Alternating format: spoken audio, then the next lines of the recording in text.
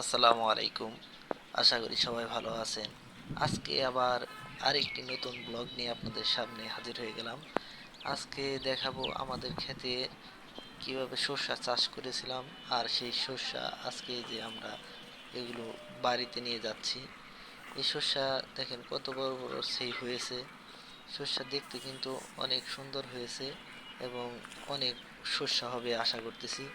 আর এদিকে অনেক সর্ষা, এই যে দেখেন অনেক সর্ষা ওই পাশ দিয়ে অনেকে বুনছে, সেগুলা সবাই নিয়ে গেছে।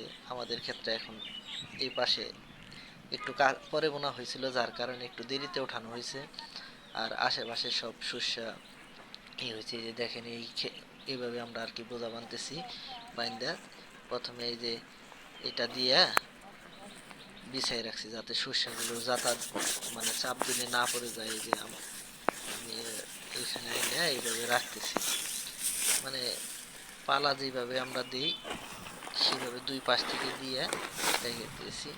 তারপরে নেট দিয়ে বাইন দিয়ে আর কি নিচ্ছি। আর একটা চাঁদ বিছিয়ে রাখছি, যার কারণে নিচে পড়তেছে না। এই যে এগুলা দেখেন, যে কয়েকদিন আগে উঠিয়ে রাখা হয়েছে রোদ্রে যাতে শুকায়। আমি এগুলো নিচ্ছি, তবে বেশি চাপ দিয়ে ধরলে দেখা যায় আর ঝরঝরে হয়ে সব সর্ষা পড়ে যাচ্ছে।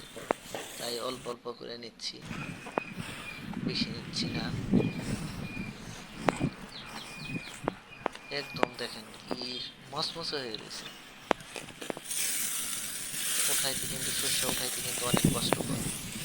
যারা সর্ষা চাষ করেন তারা বলতে পারবেন। এই যে এইভাবে আনার পরে এগুলা আবার বাড়িতে নিয়ে রোদ্রে শুকা দিয়ে তারপরে আবার মনে করেন যে বাইরে যেতে হয়। বাইরে এলে দেখা যায় যে এই যে এইগুলা ছোলার টুকলা হয় আলাদা আলাদা। তারপরে সবকিছু করতে হয় আস্তে আস্তে, অনেক সময় লাগে আর কি। এই যে আমাদের পাশের অন্যদের জমি, এগুলো আমাদের শস্য বোনা যায় না, একটু নিচু জমি তো, এই পাশে শস্য বোনা যায় না, যার কারণে ওনারা আগেই গোছা দিয়ে ফেলেছে। প্রায় 5-6 দিন হয়ে গেছে গোছা দিয়েছে। আমাদেরটাও আমরা দিব। এটা হয়েছে শেষ, এই আর কিছুক্ষণ লাগবে, কালকের মধ্যে আমরা এটা গোছা দিয়ে ফেলবো।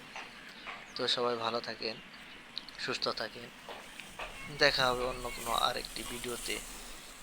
আপনারা সবাই স্কিপ না করে ভিডিওটি দেখার জন্য অসংখ্য ধন্যবাদ। সবাইকে বাংলা লাইভে পক্ষ থেকে স্বাগতম জানাচ্ছি। আল্লাহ হাফেজ, ভালো থাকেন।